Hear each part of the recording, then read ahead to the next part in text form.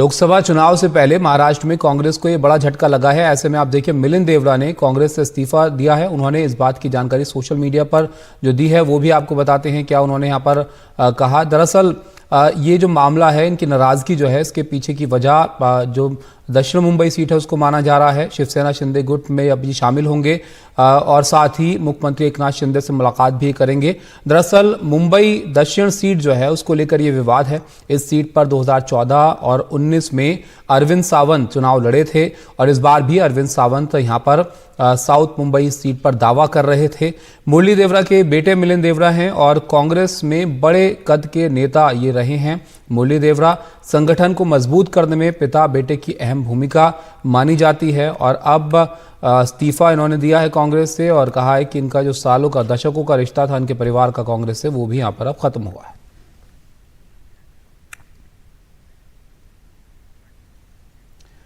आपको दिखाते हैं कि इन्होंने जानकारी देते हुए क्या लिखा सोशल मीडिया साइट एक्स पर। तो मिलिंद देवरा यहाँ पर लिखते हैं कि आज मेरी राजनीतिक यात्रा के एक महत्वपूर्ण अध्याय का समापन हुआ। कांग्रेस की प्राथमिक सदस्यता से मैंने अपना त्यागपत्र दे दिया है। कांग्रेस पार्टी के साथ मेरे परिवार का 55 साल पुराना रिश्ता खत्म। मैं वर्षों से उनके अटूट समर्थन के लिए सभी नेताओं, सहकर्मियों और कार्यकर्ताओं का आभारी हूँ।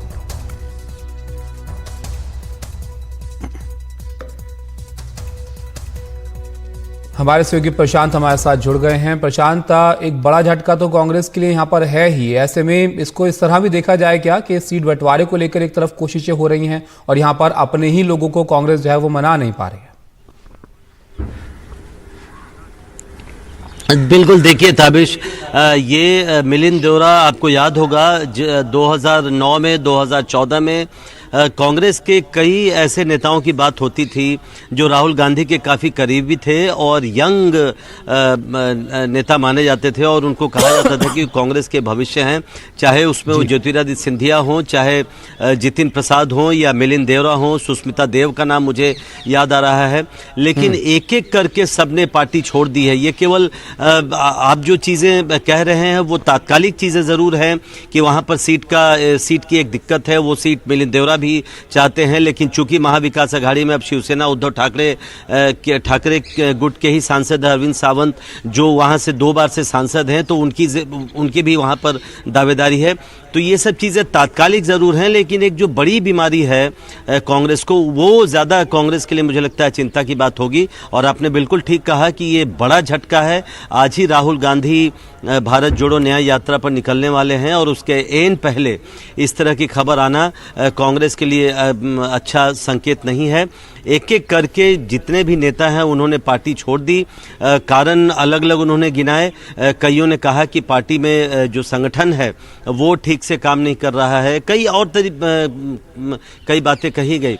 तो कांग्रेस को ये देखना पड़ेगा। और लोकसभा चुनाव अब सामने हैं। मिलिंद देवरा, जिनको कुछ दिन पहले, आपको रोचक बात यह है कि कुछ दिन पहले ही उनको पार्टी संगठन में जगह दी गई थी। उनको, जहां तक मुझे याद है, ज्वाइंट ट्रेजरर, संयुक्त कोषाध्यक्ष भी बनाया गया था।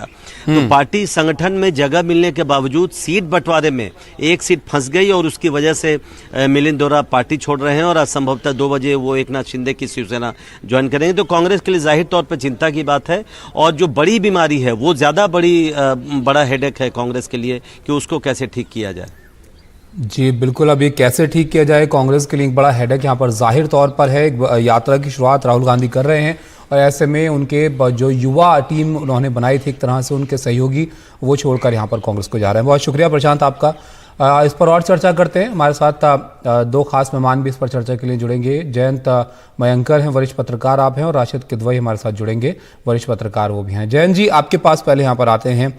यहाँ पर मिलिंद देवरा के नाराज होने की कई सारी वजहें हो सकती हैं। वो सीट को लेकर भी है या कुछ और भी वजहें यहाँ पर हो सकती हैं, लेकिन ये उन नेताओं में से हैं जो राहुल गांधी की युवा टीम के सदस्य रहे। उनकी युवा में जो उन्होंने चुने थे अपने साथी, उनमें से एक रहे थे। अब एक एक करके सबके यहाँ पर छोड़ता जाना, और ऐसे वक्त में जब राहुल गांधी एक बड़ी जो है वो अपनी दोबारा से भारत जोड़ो यात्रा निकाल रहे हैं, इनका चले जाना ये किस तरह का संकेत है?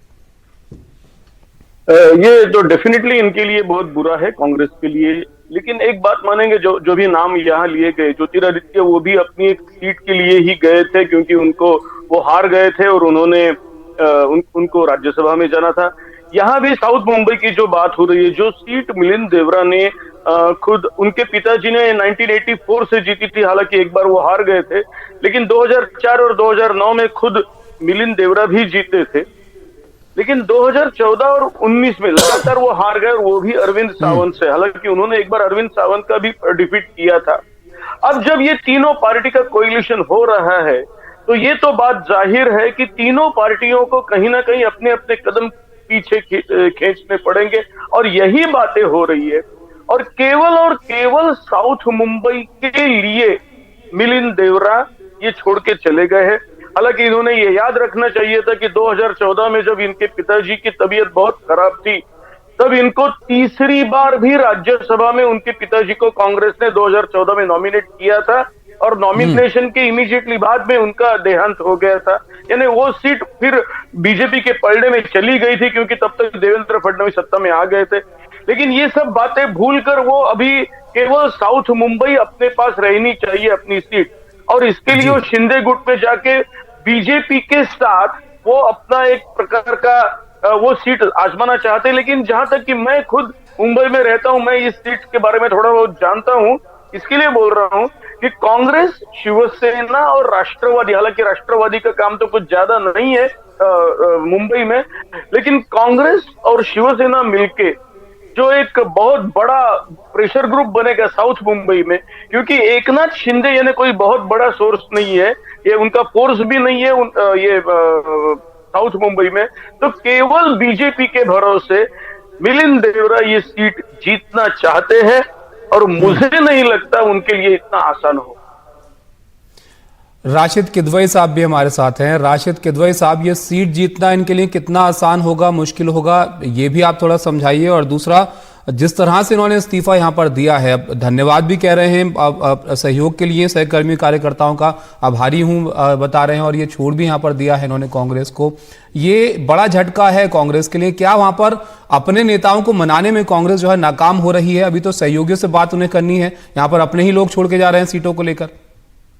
जी देखिए, ये कांग्रेस में जो उदासीनता दिखाई जाती है, मतलब 2 दिन से ऐसी खबर आ रही थी कि मिलिंद देवरा खुश नहीं है, और जैसा हमारे मित्र जिक्र कर रहे थे कि साउथ मुंबई की सीट को लेकर के अड़चन थी, और उसके अलावा उनको जो ज्वाइंट कोषाध्यक्ष बनाया गया था, मतलब ट्रेजरर, उसको लेके भी मैंने सुना कि वो बहुत ज्यादा खुश नहीं थे, क्योंकि उसमें एक और जो था वो इंद्र सिंगला को भी बनाया गया था। तो मिलिंद देवरा को लगता था कि उनका जो राजनीतिक हैसियत है उसकी वो पार्टी उसको तवज्जो नहीं दे रही है। लेकिन गांधी परिवार से उनके संबंध बहुत, उनके और उनके परिवार के बड़े घनिष्ठ थे। मिलिंद देवरा के पैदा होने से पहले से जो है गांधी परिवार के जो मुरली देवरा जी से बहुत अच्छे संबंध थे, जिसका जिक्र हमारे मित्र कर रहे थे। उन सबका संज्ञान लेके मुझे लगता है कि प्रयास होना चाहिए था मल्लिकार्जुन खड़गे के द्वारा, राहुल गांधी के द्वारा, प्रियंका गांधी के द्वारा। बात किसको दी गई? जयराम रमेश को, जिन्होंने उन्हें फौरन बिल्कुल एक भाजपा का प्रतिनिधि के रूप में प्रस्तुत कर दिया कि वो भारत जोड़ो यात्रा से हेडलाइन मैनेजमेंट की बात करने लगे। मतलब ये बहुत हल्की बात मुझे लगती है। इस जो एक कॉन्टेक्स्ट होता है वो राहुल गांधी के निजी पारिवारिक मित्र होने के साथ साथ निजी मित्र भी थे। एक फर्म भी दोनों ने खोली थी साथ में बिजनेस करने का। अगर 2004 का राहुल गांधी का एफिडेविट देखें तो उसमें एक कंपनी का जिक्र है, और कंपनी के पार्टनर थे मिलिंद देवरा। तो मिलिंद देवरा उनके दुख सुख के साथी इस तरीके से बिल्कुल एक सीट के नाते अलग कर देना मुझे लगता है दुर्भाग्यपूर्ण है। जी बिल्कुल जैन जी, इससे आप भी इत्तेफाक रखेंगे कि कांग्रेस के भीतर संवाद की कमी है अपने नेताओं के बीच में, कि एक सीट को लेकर अगर नाराजगी भी थी तो 55 साल से इनका परिवार कांग्रेस से जुड़ा रहा, इसका जिक्र वो खुद भी कर रहे हैं, तो यहाँ पर इनको मनाया जाना चाहिए था। देखिए, एक मुझे याद है अभी जो जिक्र किया कि खुद राहुल गांधी आए थे कांग्रेस में, एक कांग्रेस ऑफिस के एक हॉल को मुरली देवरा जी का नाम देने के लिए। अब तो उन्होंने कहा था कि कुछ ना कुछ तो मुरली देवरा जी में क्वालिटी होंगी, उसके लिए उनको 22 साल तक, एक रिकॉर्ड है पूरे देश में भी होगा कि 22 साल तक मुंबई रीजनल कांग्रेस कमेटी के प्रेसिडेंट मुरली देवरा रहे।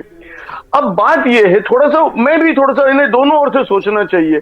जिस परिवार को 1984 से लेके 2014 तक लगातार आपको एमपीशिप मिल रही है, मिनिस्ट्री मिल रही है, सब कुछ मिल रहा है, और आज ही आप एक सीट के लिए वो परिवार उसे एकदम छोड़ के जा रहे हैं।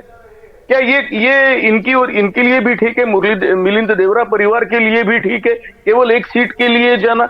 इसको ये भी बात सोचनी चाहिए। और उस वक्त जबकि तीनों पार्टियों को, जहां तक कि राजकीय आकलन जो मेरा है, जब तीनों पार्टियों का कोalition बनने जा रहा है, या हो सकता है कि प्रकाश आंबेडकर भी इनके साथ में आए, तो चारों पार्टियों को अपने अपने कदम पीछे खींचने पड़ेंगे। कोई भी नहीं ये सीट मेरी ही है ये ऐसा करके बोल नहीं सकते। उस वक्त जबकि 2 बार मिलिंद देवरा इसी सीट से हार गए थे लगातार, क्या वो सीट शिवसेना छोड़ के मिलिंद देवरा को दे सकती है? मेरे ख्याल से ये पॉलिटिकल मैच्योरिटी देवरा जी ने भी कम दिखाई। और हालांकि जो कोशिश की गई थी, जो कि यंग ब्रिगेड की बात की गई, मेरे ख्याल से ये राहुल जी के साथ होने वाली यंग ब्रिगेड में एक केवल सचिन पायलट को छोड़ के अभी कौन कौन बचा है? मेरे ख्याल से कोई भी नहीं बचा। ज्योतिरादित्य नहीं, जतिन प्रसाद नहीं, अब मिलिंद देवरा भी चले गए हैं, एक सुष्मिता देव और ये सचिन पायलट जो अभी तक बचे हुए, ये जो भी यंग ब्रिगेड बची थी उनमें से कोई भी नहीं बचा। क्या ये सत्ता के लिए जयंत जी, ऐसे में तो सचिन पायलट की अहमियत बढ़ जानी चाहिए कांग्रेस में, लेकिन नहीं बढ़ी है। और इस बार वही तो नहीं बढ़ी है, उनको भी जो मिलना चाहिए वो भी नहीं मिल रहा है, फिर भी वो टिके हुए हैं। ये रियलिटी है। हालांकि उन्होंने तो इसके पहले भी अपना झंडा फहराया था, उन्होंने अशोक गहलोत के खिलाफ भी, लेकिन उनको नहीं मिला है। तो एक फैक्ट है कि जो भी एक 2004 में हमने जिसको राहुल ब्रिगेड करके नाम दिया था, वो ब्रिगेड अभी कितनी बची है, ये एक सवाल है। हाँ, ये सवाल बिल्कुल पूरे नेहरू गांधी परिवार। एक सवाल यहाँ पर ये भी इससे पैदा हो जाता है जयंत जी कि इस ब्रिगेड का क्या अब इस्तेमाल रहा है कांग्रेस में, कैसे उन्होंने इस्तेमाल किया है, ये भी यहाँ पर काफी महत्वपूर्ण हो जाता है। लेकिन राशिद जी, अब चले गए हैं यहाँ पर मिलिंद देवरा, तो ये भी सवाल है कि कितना फर्क पड़ेगा इनके जाने से। पिछले 2 इलेक्शन तो ये जीत नहीं पाए हैं, ये कितना असर डाल पाएंगे? देखिए, इलेक्शन तो कांग्रेस के बहुत सारे दिग्गज हारे हैं। राहुल गांधी खुद अपना अमेठी का चुनाव हारे। बात यह है कि देखिए, मैं बार बार फिर ये कह रहा हूं कि अभी जब कोषाध्यक्ष, ज्वाइंट कोषाध्यक्ष बनाया था उनको, उस समय तक मिलिंद देवरा जो थे वो कांग्रेस के प्रति भावनात्मक रूप से जुड़े हुए थे। तो क्या हुआ, वो जुड़ाव कैसे एकदम से टूट गया? देखिए, ये चीजें जो एक सीट की बात है, तो सीट की बात करने के लिए एक बात बार बार कही जाती है। जब जितिन प्रसाद गए, ज्योतिरादित्य सिंधिया गए, आरपीएन सिंह गए, सुष्मिता देव गई, हर बार ये जो कांग्रेस का जो नेतृत्व, मतलब गांधी परिवार का मैं विशेष रूप से जिक्र करूंगा कि एक तरीके का इस तरीके का एक एटीट्यूड है कि जो जाता है वो जाए।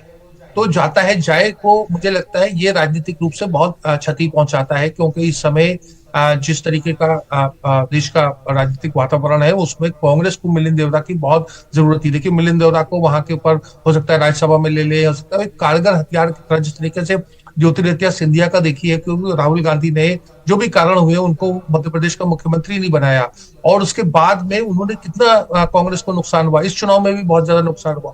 तो ये कांग्रेस की जो अगली पीढ़ी के जो नेता थे, जिसका हमारे मित्र अभी जिक्र कर रहे थे, वो सारी की सारी चली गई। तो जब आदमी को, जिसके पास जो मतलब कांग्रेस की राजनीतिक धरोहर जो है वो नेहरू गांधी परिवार के पास है, तो उनका ये कर्तव्य बनता है कि वो सबको साथ लेके चले। और ये कहना कि जो जा रहा है जाने दो, जिस तरीके से जयराम रमेश के बयान आते हैं, वो कांग्रेस के लिए एक शुभ लक्षण नहीं है। जी बिल्कुल, अब कांग्रेस के लिए शुभ लक्षण नहीं है ये, इस तरह से नेताओं का जो है छोड़ के जाना। ये बहुत संक्षिप्त में जयंत जी, आपसे सवाल यहाँ पर, क्योंकि राशिद जी ने जिक्र किया यहाँ पर, ये भारत जोड़ो यात्रा राहुल गांधी निकाल रहे हैं और अपने नेताओं को साथ लेकर नहीं चल पा रहे हैं क्या वो?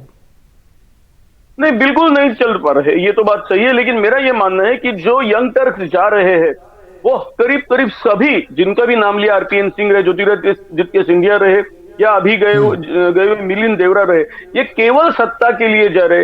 यंग टर्क्स में इतनी पेशेंस नहीं है कि सत्ता के लिए रुके, और आप करीब 10 साल होने को आए हैं, और ये उनका इम्पेशेंसी, इसके लिए वो कांग्रेस छोड़ के जा रहे हैं।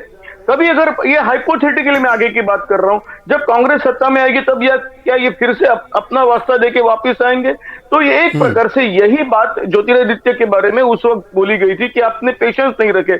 और जहां तक कि राहुल जी ने जो अपनी यंग ब्रिगेड बनाई थी, पंजाब से लेके मध्य प्रदेश से लेके, जयंत जी एक बात, चलिए जी बिल्कुल, आपने सही बात की कि जो नेता हैं वो लगातार छोड़ के जा रहे हैं। कंप्लीट कीजिए अपनी बात जी जल्दी से।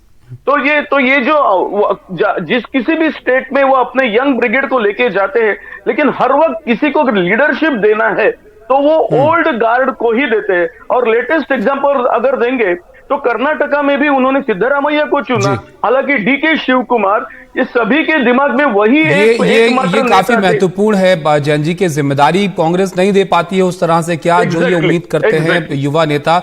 अब यहाँ पर एक प्रतिक्रिया भी आ रही है मिलिंद देवड़ा की, वो भी सुन लेते हैं।